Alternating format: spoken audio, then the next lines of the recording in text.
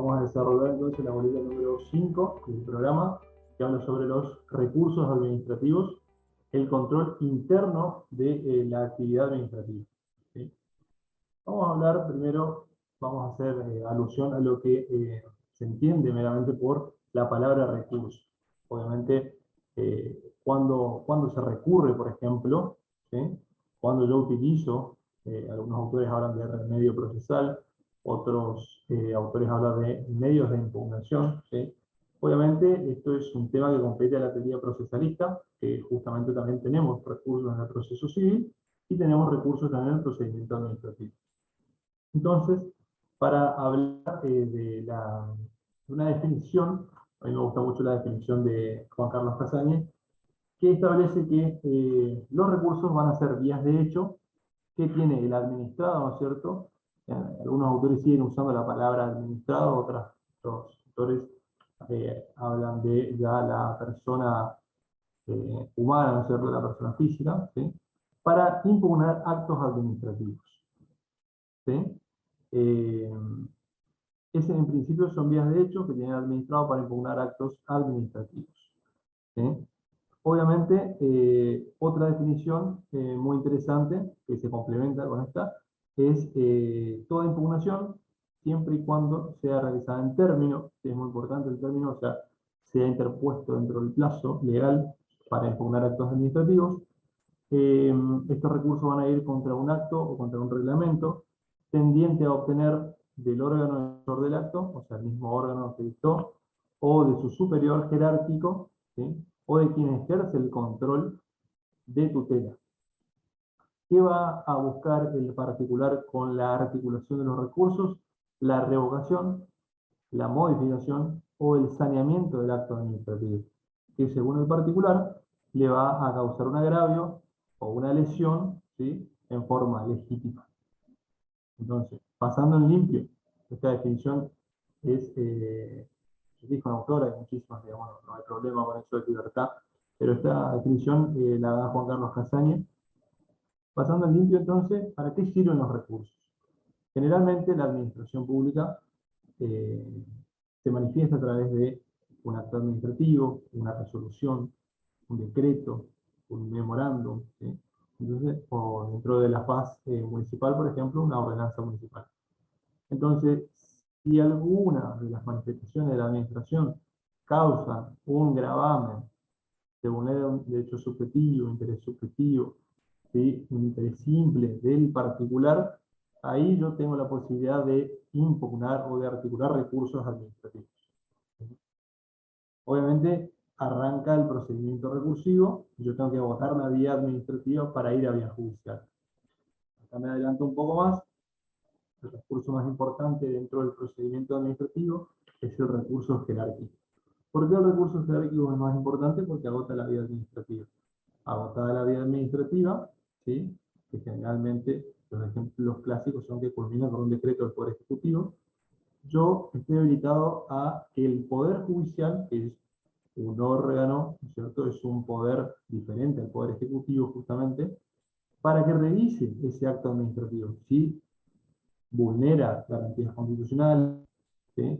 Obviamente acá hay un tema muy importante, es que el Poder Judicial, los jueces nunca pueden revisar los decretos o las resoluciones basadas en la oportunidad, mérito y conveniencia, ¿sí? Esa esfera es discrecional de la administración pública.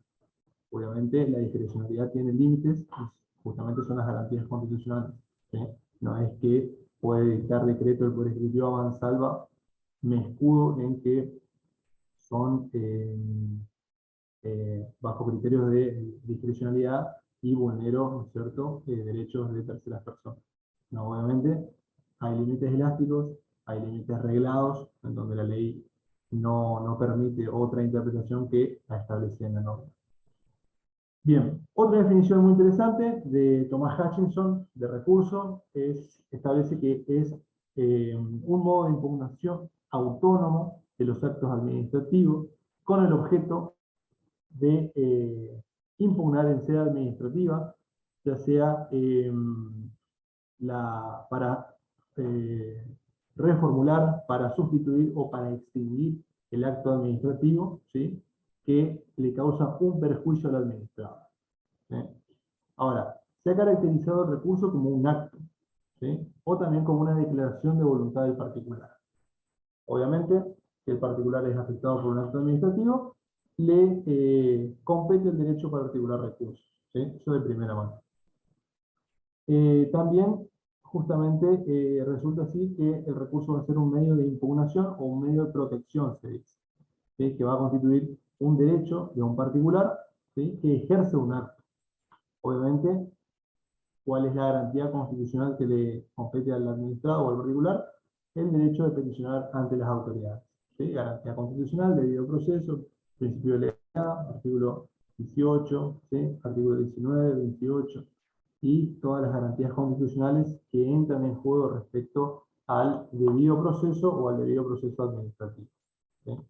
El recurso parte de un acto administrativo que necesariamente va a tener que reunir dos caracteres principales.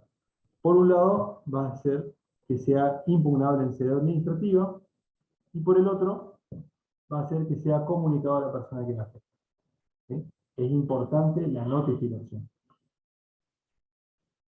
Entonces, que sea impugnable en sede administrativa, obviamente, no son impugnables los actos o decisiones que ponen fin a la vía administrativa.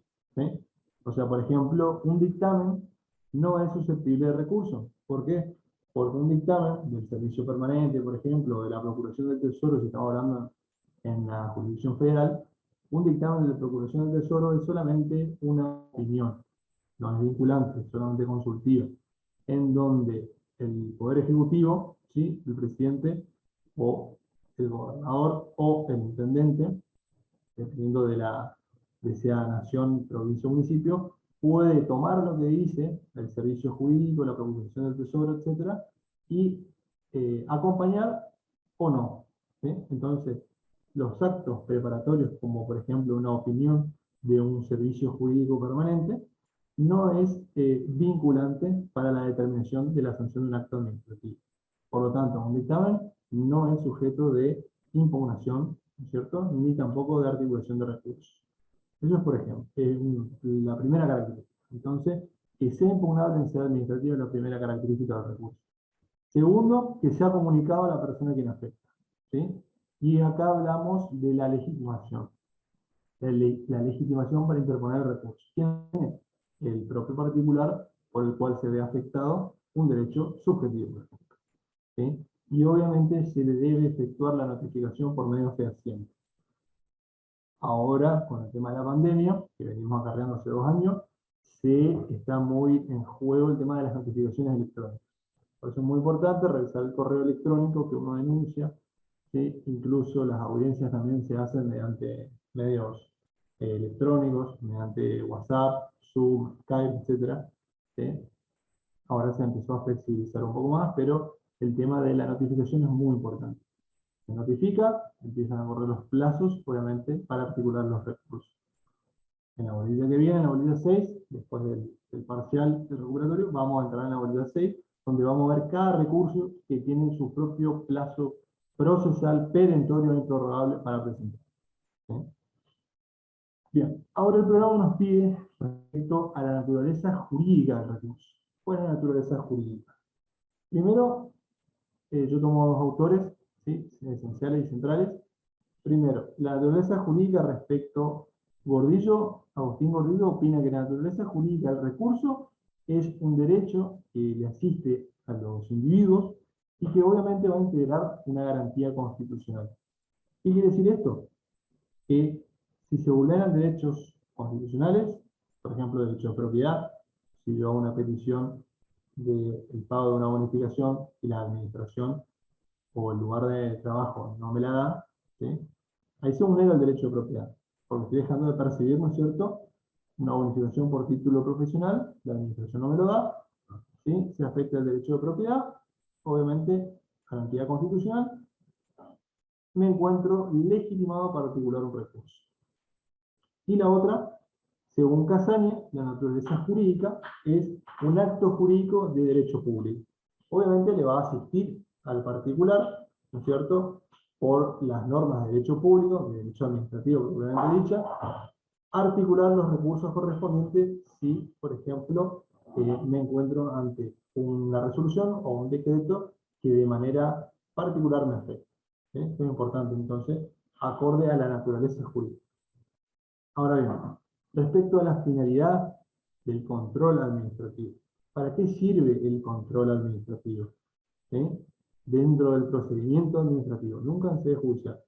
La finalidad podemos dividirla en dos. La primera es que la finalidad del control administrativo respecto a los recursos es el mantenimiento de la juridicidad administrativa, o sea, volver a la legalidad. Vamos a ver que existen muchos vicios en la administración pública, por ejemplo, las vías de hecho, la división de poder, que es respecto a los funcionarios públicos, ¿no es cierto? Entonces vemos que si el funcionario público se comporta de manera ilícita, obviamente hay una desviación de poder, hay una vía de hecho, que lógicamente el control de la administración sirve para volver a la legalidad, volver a la justicia y restablecer el procedimiento administrativo dentro del marco legal. ¿Sí? Después, eh, después, obviamente, si la decisión administrativa se mantiene firme, siguen vulnerando derechos, todo llevaría a sede judicial ante la Cámara Contencioso Administrativo o ante el Foro Contencioso Administrativo. Y por el otro lado, el segundo punto de la finalidad del control administrativo es proteger o garantizar los derechos de los intereses, ¿no es cierto?, de los administrados. ¿Sí? Esos son entonces los dos puntos de la finalidad del control administrativo. Bien. Vamos ahora, el programa nos pide el tema de las diferencias entre lo que son los reclamos, ¿sí?, y las denuncias.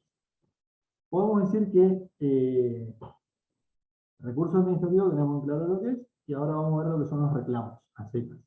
Los reclamos son pedidos que hacen los administrados, ¿sí?, a la administración para que emita un determinado acto, ¿sí?, o que lo extinga. En general, se hace un reclamo para que se respete un derecho.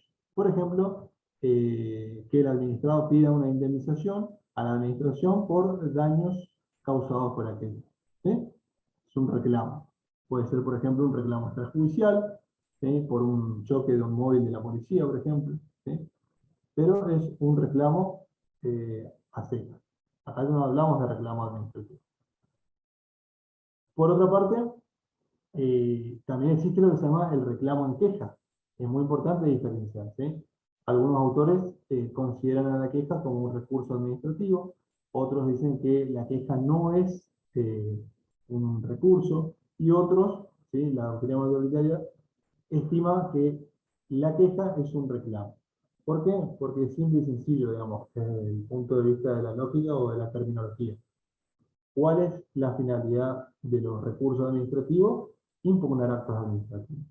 La queja no tiene por finalidad la impugnación de actos administrativos, sino solamente la rectificación de errores materiales. ¿Me explico? Como ser, por ejemplo, el DNI del administrado, por ejemplo, una suma, una fecha que esté mal escrita. ¿Me explico? Entonces esa va a ser la diferencia. Entonces, repito, tenemos el simple reclamo, que es una petición que yo le hago a la administración. Tenemos el reclamo en queja, ¿sí?, que ahí se divide la doctrina, algunos lo toman como recurso, otros no. Yo particularmente tomo la queja como un reclamo, ¿sí? Y a diferencia de los recursos, los reclamos en principio, ¿sí?, no impugnan actos administrativos. ¿Sí? Eso es importante saber.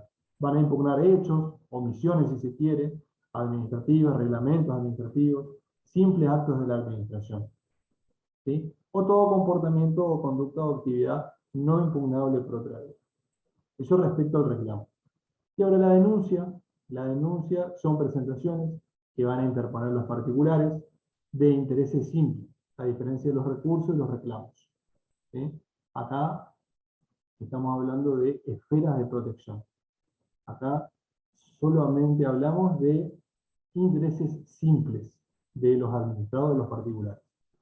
Y el fin es poner en conocimiento a la administración, ¿sí?, un hecho ilícito cometido por un funcionario, o un particular, o también poner de manifiesto la irregularidad de un acto o reglamento que obviamente podrían llegar a afectar garantías constitucionales o derechos de terceras personas, ¿sí? Ahora, ¿qué pasa con la denuncia? La administración no está obligada a tramitar las denuncias o a decidir sobre ellas. Sí está obligada a expedirse en lo que se denomina la denuncia de ilegitimidad, ¿sí? Que la encontramos en la ley 19.549, ¿sí? Que la denuncia de ilegitimidad se activa cuando un particular interpone un recurso fuera de término, ¿sí? Ingresaría como denuncia, no como reclamo, porque es un recurso extemporáneo que la administración tendría, ¿no es cierto?, que hacer lugar como una denuncia y no como un reclamo. Entonces, eso es respecto a la diferencia entre el reclamo administrativo, las denuncias, ¿sí? Bien. Ahora vamos a los elementos esenciales de los recursos. Tenemos elementos esenciales de los recursos, como ser, por ejemplo, los sujetos, el objeto y la causa. Respecto a los sujetos, ¿sí? El procedimiento recursivo va a exigir como condición sine qua non, o sea, sin la cual, para interponer el recurso, que el acto administrativo necesariamente vulnere un derecho subjetivo o un interés legítimo del recurrente, ¿sí? ¿Cómo yo manifiesto esto? Se dicta un decreto del Poder Ejecutivo que a mí me sacan una bonificación, por ejemplo, ¿sí? Pónganle por mayor dedicación, o puede ser, por ejemplo, por horas extras, cuando me sacan un tipo de bonificación, lógicamente, según el derecho de propiedad, puedo recurrir, ¿no es cierto?, o puedo atacar ese decreto porque me vulnera un derecho subjetivo. La lesión es actual, es inminente. ¿Cómo pruebo? Con mi recibo de sueldo, ¿no es cierto? Se me dejó de pagar esa bonificación, me afecta el derecho de propiedad, interpongo el recurso correspondiente por yo, administrado, yo particular, ser perjudicado. Ese es un ejemplo, ¿sí? Dentro de lo que es el sujeto. El interés actual de la impugnación en particular constituye un requisito previo para la interposición del recurso, ¿sí? Todo recurso, obviamente, tenemos dos sujetos. Por un lado, el particular, y por el otro lado, la administración, o el órgano, ¿sí? El sujeto activo se denomina el sujeto recurrente, al administrado particular, quien pone en movimiento el proceso, o el procedimiento, mejor dicho, procedimiento recursivo. Por el otro lado tenemos el sujeto pasivo del procedimiento administrativo, que es el órgano emisor del acto que se impugna. Esto es muy importante a saber, ¿sí? Que por ahí genera confusión. Siempre es necesario hacer un paralelo con el proceso civil. En el proceso civil uno tiene el actor demandado y el juez, que es el tercero imparcial. En cambio, en el procedimiento administrativo no. En el procedimiento administrativo tenemos el administrado particular, que se le vulnera un derecho subjetivo, y por el otro lado tenemos la administración, ¿sí? Que emitió el acto administrativo que lesiona los derechos subjetivos del administrado, y también que va a ser sujeto, ¿sí? Que va a llevar adelante el procedimiento administrativo. Entonces tenemos dos sujetos. ¿Estamos? Eso es una aclaración para entender que, hablando mal y pronto, en el procedimiento administrativo, la administración es juez y parte. ¿Por qué? Porque la administración decide si es viable el recurso, si hace lugar a la pretensión y si en algún momento dice, no, está bien, estoy vulnerando el derecho subjetivo, ¿sí? Basta con el recurso de reconsideración y que diga la administración, no, es verdad, me equivoqué, le estoy vulnerando un derecho subjetivo. Vamos a solucionar, revoco el acto, modifico el acto, etc. ¿Sí? O incluso, si interpongo recurso jerárquico, el ministerio correspondiente resolverá con el decreto del gobernador, ¿sí? Que sale por decreto. Ahora bien, respecto al objeto, esos eran los sujetos. El otro elemento esencial de los recursos es el objeto. Obviamente debe ser lícito, debe ser posible y cierto, ¿sí? Y determina qué se pretende o qué se persigue con la interposición de los diferentes recursos. ¿Cuál es el objetivo? Revocar, ¿sí? El acto administrativo, modificar, sustituir o sanear, ¿sí? Eso es lo que yo busco con la interposición de los recursos. Ahora bien, para que el acto administrativo sea susceptible de ser recurrible, se necesitan dos requisitos, como dijimos: que el acto administrativo no cause estado y que no sea firme. ¿Sí? ¿Qué quiere decir que el acto administrativo no cause estado? Que todavía sea susceptible, ¿sí? Cuando causa estado, no se puede impugnar más, ¿sí? Quedó firme. Eso es que causa estado. Y obviamente que quedó firme, que se han notificado y que hayan pasado los plazos para recurrir. Y por último tenemos el tercer elemento esencial, que es la causa. La causa van a ser los antecedentes de hecho y de derecho, donde va a contar de manera circunstancial los hechos que va a contar el particular por el cual se va a pretender impugnar el acto administrativo. ¿Estamos? Y obviamente se va a hacer el encuadre legal, ¿sí? Acuérdense que como en el procedimiento administrativo rige el informalismo a favor del administrado, ¿sí? Y solamente se va a requerir un abogado cuando se debatan cuestiones jurídicas. Bien, eso con respecto a los elementos esenciales. Vamos ahora respecto a los presupuestos comunes a todos los recursos. ¿Cuáles son los presupuestos? Primero, que tiene que haber un plazo, ¿sí?, pertinente. O sea que cuando yo articulo un recurso, tiene que estar en término, ¿sí? No tiene que estar el plazo vencido. Por ejemplo, la ley me interpone el plazo de 5 días para la interposición del recurso de reconsideración. Vence ese plazo, tengo 2 horas por el plazo de gracia al otro día. Si yo interpongo el recurso en el 6º día, a las 3 horas de vencido el término, es temporáneo el recurso, ¿sí? Y el principio general en materia de plazos en el procedimiento administrativo es que los plazos son improrrogables y perentorios. No se pueden prorrogar y una vez vencido, fenecen. ¿Estamos? Salvo la única excepción en el plazo de gracia. Bien. El otro presupuesto procesal común a todos los recursos, el otro es que exista una lesión, ¿sí?, o un agravio. Obviamente esta lesión a un derecho subjetivo o a un interés legítimo del administrador. Luego, la legitimación, como hablamos, la acreditación de la calidad de parte. Obviamente no puede venir, por ejemplo, mi hermano e interponer un recurso por mí. Negativo, no se puede. ¿Por qué? Porque en cabeza de quién está la regulación del recurso en calidad de legitimación de parte del propio administrador, ¿sí? La legitimación, entonces, es importante. Y el objeto, claro. El objeto de qué pretendo impugnar con ese recurso. ¿Impugno la totalidad del acto administrativo? ¿Impugno solamente un artículo? ¿Qué es lo que impugno? ¿Sí? Entonces el objeto debe ser claro. Obviamente, dentro de los antecedentes, yo voy a contar cómo se sucedieron los hechos. Que primero percibía una bonificación, después me la sacaron, y que baso mi fundamento en el artículo 19. Derecho a propiedad, principio de legalidad, ¿sí? Artículo 18, defensa en juicio, etc. Entonces, esos son los presupuestos comunes a todos los recursos administrativos. Bien, ahora seguimos. El programa nos pide el tema de la clasificación de los recursos administrativos. ¿Cómo se clasifican los recursos administrativos? La otra bolilla, la bolilla 6, vamos a hablar en particular de los recursos. Pero ahora, solamente a meramente ejemplificativo, se pueden dividir en recursos de reconsideración, recurso jerárquico, que es el más importante, porque agota la vía administrativa. Tenemos el recurso de alzada, que se interpone ante los organismos descentralizados, ¿sí?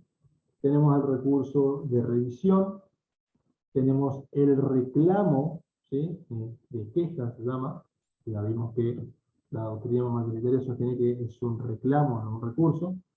Tenemos el recurso de aclaratoria y tenemos el recurso extraordinario federal, ¿sí? Luego, el programa nos pide el procedimiento de sustanciación de los recursos administrativos, ¿sí? El escrito inicial. ¿Cómo es el escrito inicial? Es simple y sencillo. Como prima en todo el procedimiento administrativo el informalismo a favor del administrado, el recurso debe describir, por ejemplo, debe tener la presentación, los datos completos del particular que intenta recurrir. Incluso se puede presentar de forma manuscrita, de puño y letra, ¿sí? Bajo el principio del informalismo. Incluso si yo quiero plantear un recurso jerárquico, ¿sí? Pero cuando en realidad quería interponer un recurso de revocatoria para que el mismo órgano que dictó el acto lo modifique o lo sanee, la administración puede encauzar, ¿no es cierto?, ese error del particular o del administrado para que resuelva el mismo órgano. Y agotado, ¿no es cierto?, con una resolución, me lo eleve si yo interpuse subsidiariamente recursos jerárquicos. Pero eso es materia de la obligación, ¿sí? Pero les adelanto. En este caso sería la interposición de recursos de revocatoria con jerárquico en subsidio. ¿Cuál es la ventaja? Que una vez rechazado el de reconsideración, ¿sí? Reconsideración revocatoria son lo mismo, son diferentes nombres. Una vez rechazado el de revocatorio, de oficio la administración eleva al superior jerárquico. ¿Estamos? Entonces ese es el beneficio de interponer subsidiariamente el recurso en forma subsidiaria y jerárquica. Eso respecto al escrito de presentación. Una vez presentado, ¿sí? el órgano administrativo, el organismo, tiene un plazo para resolver.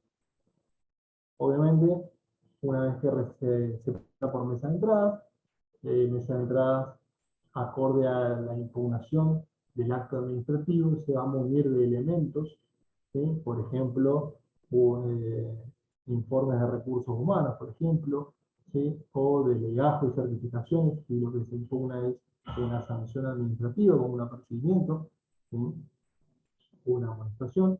Luego pasa al área de jurídica, ¿sí? Que se pueden encontrar diversos nombres, por ejemplo, servicio permanente, asistencia jurídica, área legal, ¿sí? Que a nivel nación sería la Procuración del Tesoro. Es el órgano máximo de consultor, ¿no es cierto?, que emite opiniones administrativas jurídicas, ¿no es cierto?, que es el único organismo que sienta jurisprudencia administrativa, ¿sí?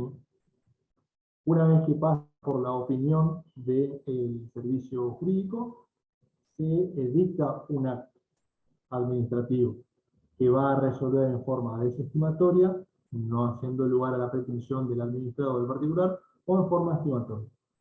Obviamente, esa manifestación de la administración se tiene que notificar al particular, y una vez que se notifica al particular, el particular tiene otro plazo para interponer recursos jerárquicos y que se eleve al superior jerárquico, para que resuelva el ministro, para que resuelva el gobernador, etc. Siempre hablando de la estructura provincial, ¿cierto? A nivel nación hay variantes, ¿sí? Eso con respecto entonces al procedimiento de sustanciación de los recursos. Respecto a la producción de las pruebas, se puede ofrecer cualquier tipo de prueba. Obviamente la administración puede denegarme la producción de ciertas pruebas por ser superabundantes, por no ser conducentes a la averiguación real de la pretensión que esgrime el administrado. Obviamente esa denegación de prueba tiene que estar debidamente fundada, porque si no se afecta el debido proceso administrativo, ¿sí? ¿Qué otra cosa respecto a esto? Respecto a los alegatos son, es un escrito que se puede hacer, incluso ahora se está hablando de alegato in voce, quiere decir de manera oral, ¿sí? Que es la valoración de la prueba, de todos los elementos de prueba que se sustanciaron en el procedimiento administrativo. Entonces, esos son los alegatos. Los alegatos no son obligatorios, son facultativos para el administrador, pero obviamente es siempre necesario respecto a realizarlo para una correcta valoración y para una lectura pormenorizada, ¿no es cierto?, previo al dictado del acto administrativo que me va a denegar o me va a aceptar mi pretensión. ¿Sí? Respecto a la resolución del recurso, recuerden que tiene que ser notificado, ¿sí?, fehacientemente. Luego tiene que pasar por el servicio permanente para la opinión o lo que se denomina dictamen, ¿sí? Es muy importante el dictamen porque muchas veces la autoridad superior se vale de ese dictamen, de esa opinión jurídica, ¿sí?, lo cual no es vinculante, recuerden, sino solamente consultiva, ¿sí?, y solamente respecto a cuestiones jurídicas, encuadre legal, ¿sí?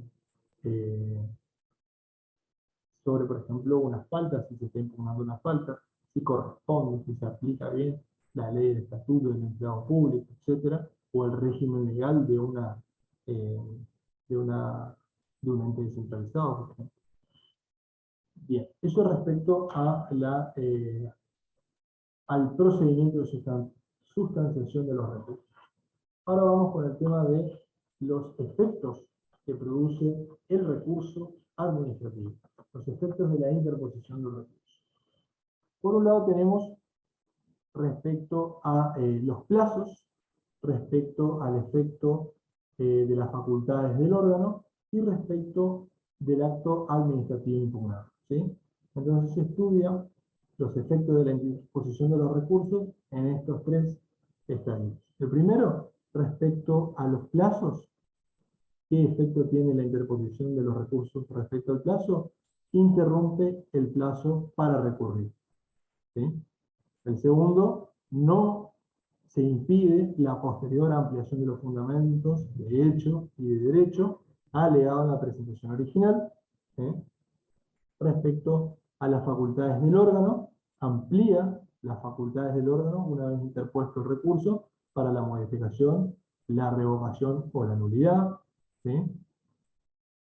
El tercero, efecto respecto al acto administrativo impugnado, no suspende la ejecutoriedad del acto, salvo disposición en contrario, ¿sí?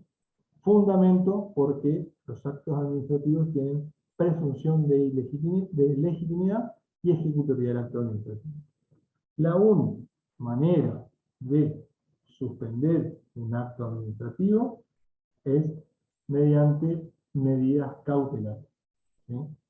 En la justicia federal existe un medio que se llama la medida cautelar autónoma, ¿sí? Es un medio por el cual se presenta ante un juez y, ¿no es cierto?, es un escrito, es una medida judicial por el cual se alegan los fundamentos que tienen que llevan para acreditar la verosimilitud del derecho, el peligro de la demora, etc., ¿no es cierto?, y el juez atiende acorde a la peligrosidad. La medida cautelar autónoma es el único remedio procesal, como dicen algunos autores, para suspender la ejecutoriedad del acto administrativo, para que se frene, para que se detenga. ¿Por qué? Porque justamente todos los actos administrativos tienen dos cuestiones: la ejecutoriedad, que se torna de manera ejecutoria, y la presunción de legitimidad, ¿sí? Eso con respecto a los efectos de la interposición de los recursos. Eso respecto entonces a la unidad 5, los recursos administrativos, el control interno de la actividad administrativa.